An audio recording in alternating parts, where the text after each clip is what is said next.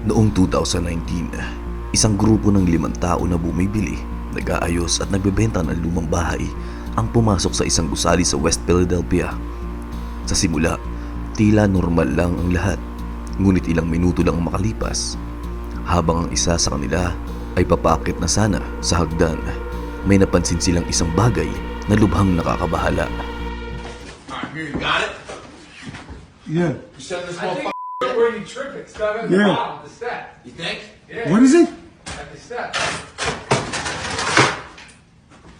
Oh! Shit! Shit! Look at that Yo, that fucking straight Stop. up killed you right in your fucking head, dude. What's this house? This house ain't this Laking gulat nila sa kanilang natuklasan. Nakakabit sa mismong hagdan ang isang improvised trap na idinisenyo para pumatay kung nagpatuloy ang sino man sa kanila sa pag-akyat. Ang sanay simpleng inspeksyon ay maaaring nagtapos sa isang trahedya. Matapos suriin ang patibong ng ilang minuto, nagpasya silang i-activate ito para lang makita kung ano ang posibleng mangyari kung may nagtuloy-tuloy sa pag-akyat. Look at that!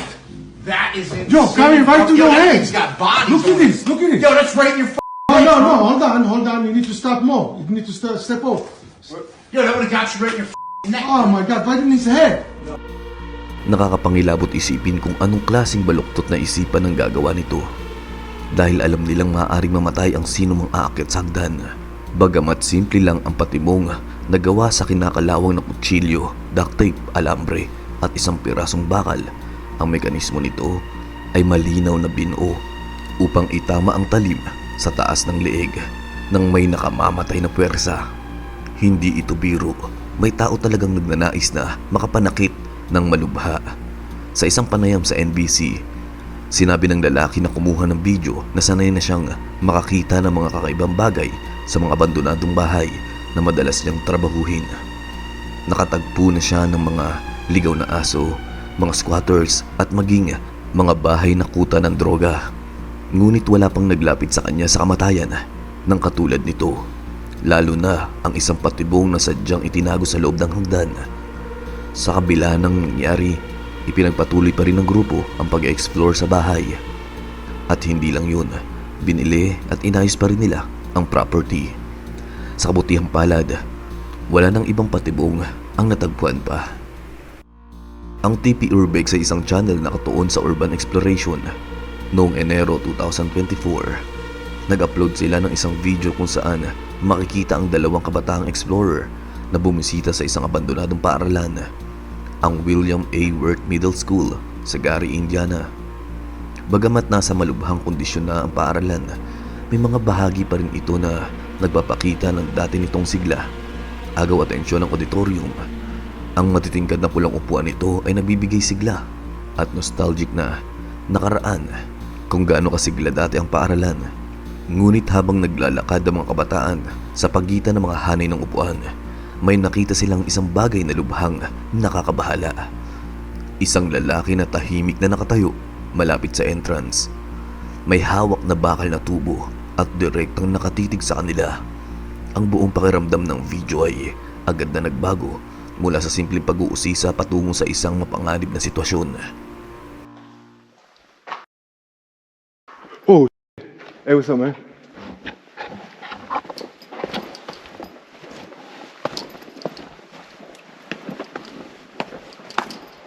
You want us to get on out of here?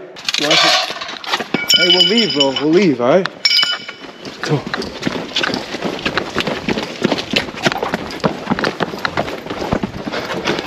Let's go. Just get out of any door. This door right here. Nagsimulang sumunod ng lalaki sa kanila. Nagpatuloy ang paghabol hanggang sa wakas ay nagawang makalabas ng mga kabataan sa gusali. Sa kabutihang palad, tumigil ang lalaki nang nasa labas na sila, na nagpapahiwatig na maaring hindi niya na intensyong saktan sila, kundi takutin lang para lumayo sa kanilang teritoryo. Gayunpaman, binigyan diin ang pangyayaring ito na kung gaano kabilis lumala ang sitwasyon sa ganitong mga kapaligiran. Nagsimula bilang isang ordinaryong exploration na naging isang napakadelikadong karanasan sa loob lamang ng ilang segundo. Isa pa sa nakakatakot na sitwasyon na ito ay ang katahimikan ng lalaki. Wala siyang sinabing kahit isang salita. Basta na lang niya sinundan ng dalawang lalaki, bit-bit ang bakal na tubo na madaling magagamit bilang sandata. Ang tahimik at nakakabahalang paghabol na yun ay nagdagdag ng mas matinding takot, at kahit ilang segundo o oras man na lumipas ay maaari magbago ang sitwasyon. Noong February 2020, pinasok ng urban explorer na si Retom Ryder kasama ang kapwa explorer na si Zed Clark ang isang abandonadong bahay sa isang hindi tinukoy na lokasyon. Ayon kay Retom, ang bahay ay dating pagmamay-ari ng isang matandang babae na bigla na lang pumanaw. Sa kabaligtaran ng karamihang abandonadong bahay, ang malaking bahagi ng mga kagamitan ng babae ay nananatiling hindi nagalaw. Ipinapahiwatig nito na hindi pa ito pinasok ng mga magnanakaw o mga squatters na madalas kumukuha ng mga anumang mahalagang bagay sa mga ganitong lugar. Sa loob ng bahay, nakatagpo ang dalawang explorer ng iba't ibang gamit mula sa mamahaling kubyertos hanggang sa mga mabusising hobby na tapestry at isang bar na puno ng alak. Base sa mga nakita nilang kalendaryo, tila wala nang nakatira sa property mula pa noong August 2018. Ilang minuto pa lang ang nakakalipas sa kanilang pagbisita ay may natuklasan sina Retom at Seth na isang bagay na hindi ka panipaniwala. Nakakadurog ng puso at lubhang nakakabagabag. And this is why I'm going to show you something that you've probably never seen before in a video. I've never come across it. I've always been worried about something like this happening. And then it did. When we walked in here, we took a few steps in the door and we saw this on the ground. Now, for those who can't figure that, figure out what that is a body stain. And you can see right there, there's a walker. So, unfortunately, it seems that the woman who had lived here had taken a bad fall, landed on the floor, and that's where she expired, unfortunately. It's extremely sad to us. It took us a good 20 minutes to decide what we're going to do here, and despite it feeling weird, we figured we still need to tell the story because this is a good reminder to everybody that you need to check on your loved ones. It seemed this woman had passed and was laying here for God knows how long before she was found. So check in on your loved ones, guys. It's really creepy. Nakasandal sa dingding ang isang walking frame. Sa kasamaang palad, tila ang matandang babaeng nakatira doon ay dumanas ng malalang pagkahulog. Bumagsak sa sahig at doon na nagtapos ang kanyang buhay. Gaya ng sinabi ni Retom, napakalungkot nito para sa amin. Gumugol ang dalawan mga 20 minutes pa sa pagpapasya kung paano pa sila magpapatuloy. Sa huli, sa kabila ng kakaiba at ng kapangilabot na kanilang natuklasan, ay nagkasundo silang mahalagang isalaysay ang kwento dahil nagsisilbi itong isang malakas na paalala na laging kamustahin ang mga mahal sa buhay. Nakalulungkot na ang katawan ng babae ay naaagnas na bago pa man siya nahanap at natuklasan. Tunay namang nakakakilabot ang ganitong paraan ng pagkamatay. Meron rin namang mga palatandaan na sinubukan ng mga miyembro ng kanyang pamilya na ayusin ang kanyang mga gamit matapos siyang mamatay. Ngunit sa kalakhang bahagi, ang kanyang mga ari-arian ay nanatiling nasa maayos na kondisyon. Mahirap panoorin ang footage ng hindi nakakaramdam ng magkahalong emosyon. Sa isang banda, maganda ang tahanan at malinaw na ang babaeng nanirahan doon kasama ang kanyang asawa ay palakaibigan at may marangyang pamumuhay. Sa kabilang banda, napakasakit makita kung paano nagtapos ang kanyang buhay. Sa huli, ang footage na ito ay nagsisilbing paalala na bisitahin ang inyong mga mahal sa buhay hanggat may pagkakataon pa, dahil walang sino man ang karapat dapat na mamatay sa ganoong paraan. Si Christopher Brian Hill ay isang urban explorer na may-ari ng YouTube channel na Herc Hill. Sa nakalipas na dekada, nag-a-upload siya ng mga unedited footage na kanyang pagbisita sa ilang mga pinaka-nakakakilabot na abandonadong gusali sa bansa. Sa mga videong ito, madalas siyang napapasabak sa mga hindi inaasahan at kung minsan ay mapanganib na sitwasyon.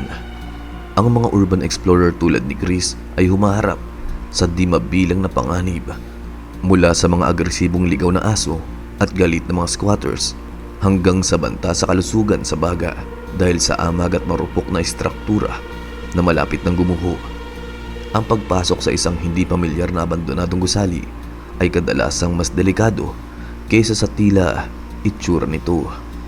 Sa kabila ng mga banta ng kapahamakan, madalas mag-explore si Chris sa gabi at laging mag-isa.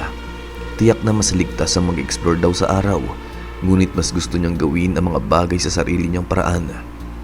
Noong Hunyo 2022, binisita niya ang abandonadong Westinghouse Electric Factory sa Cleveland.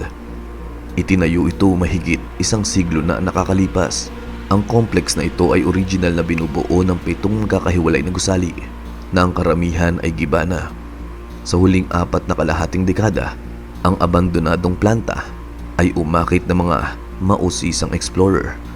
Noong 2012, lalo itong nakakuha ng atensyon matapos magsilbing lokasyon para sa interrogation scene ni Black Widow sa pelikulang The Avengers. Pagkaraan ng ilang dekada, bumalik si Chris para idokumento ang anumang bagay na natitira sa lugar na yun. Nang makarating si Chris sa lokasyon, tila walang tao sa lugar. Tanging huni lang ng mga kuliglig ang umaalingaw-ngaw sa kadiliman. Ngunit 5 minuto pa lang sa pag-film ay may putok na ng baril na umaalingaw-ngaw sa malayo. Oh shit, that sounds like a shootout. Dapat tandaan na ang Cleveland ay kabilang sa 10 pinakamapanganib na lungsod sa United States. Kaya lalong mas mapanganib ang exploration na ito. Dahil sa kanyang karanasan sa mga lugar mula sa mga abandonadong psychiatric hospital hanggang sa mga abandonadong occult temple, ay nanatiling alisto si Chris habang pumapasok sa nakakabahalang gusali. Gaya ng sa maraming abandonadong lugar, nakakita siya ng kutsyon, isang ebidensya na maaring may nakatira doon o naroon pa rin ang nakatira habang siya ay nag-explore.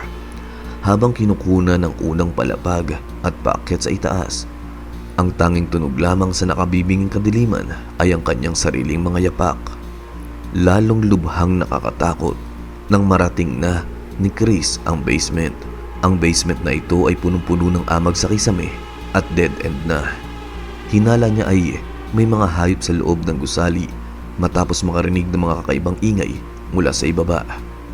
Pagkatapos noon, nakakita siya ng ilang mga basyo ng bala sa sahig na malamang ay mula sa isang 9mm na handgun.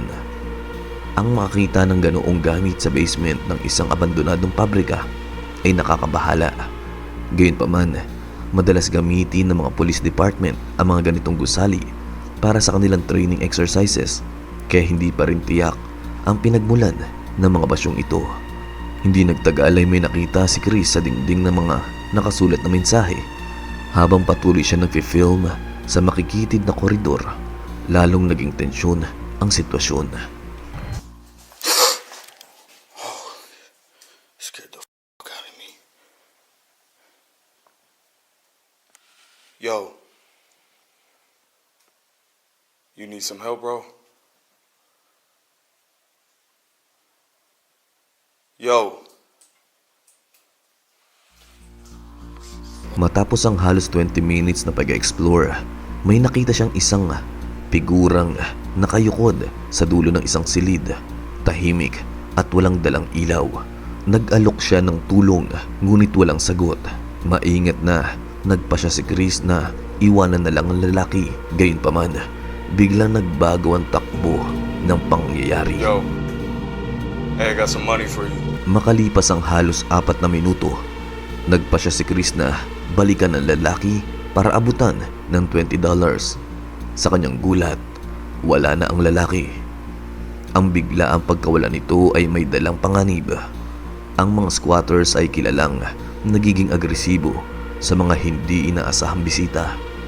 Dahil kabisado nila ang bawat sulok ng kanilang pinagtataguan, madali lang para sa kanila ang maglaho sa kadiliman at muling lilitaw kung kailan hindi mo inaasahan. Ilan sa mga viewers ang nag-isip na baka ang lalaki ay miyembro ng gang na nagtatago mula sa pamamaril na narinig kanina sa video. Ngunit tila malayo ang teoryang ito base sa kanyang ikinikilos. Mas malamang na siya ay may sakit sa isipan o hindi kaya ay nasa impluwensya ng droga, dahil hindi talaga siya tumutugon o sumasagot kanina. Sa pagpapatuloy, napansin ni Chris ang mga paniki na lumilipad sa basement na lalong nakapagpabigat sa kapaligiran. Sa isang silid, kung titingnan mong mabuti sa kaliwang bahagi ng screen, makikita mo muli ang parehong lalaki nakatayo sa may pintuan at pinapanood si Chris mula sa dilim. Kapansin-pansin na hindi siya napansin ni Chris at nagpatuloy lang sa paglalakad. Hindi matukoy kung gaano na siya katagal sinusundan ng lalaki. Makalipas ang ilang minuto, lumabas ulit ang lalaki. Nang paalis na si Chris, nakarinig siya ng mga nagbabibrate na cellphone. Sa may dilim, isang malinaw na hudyat na may iba pang tao na nagtatago malapit doon sa kanyang kinatatayuan. Dahil sapat na ang mga nakakatakot na engkwentro para sa isang gabi, naging maingat si Chris at nagawang makalabas ng gusali ng walang pinsala. Hindi na niya nalaman ang pagkakakilanlan ng lalaki at hindi na muling naglabas ng anumang video mula sa Westinghouse Factory mula noon.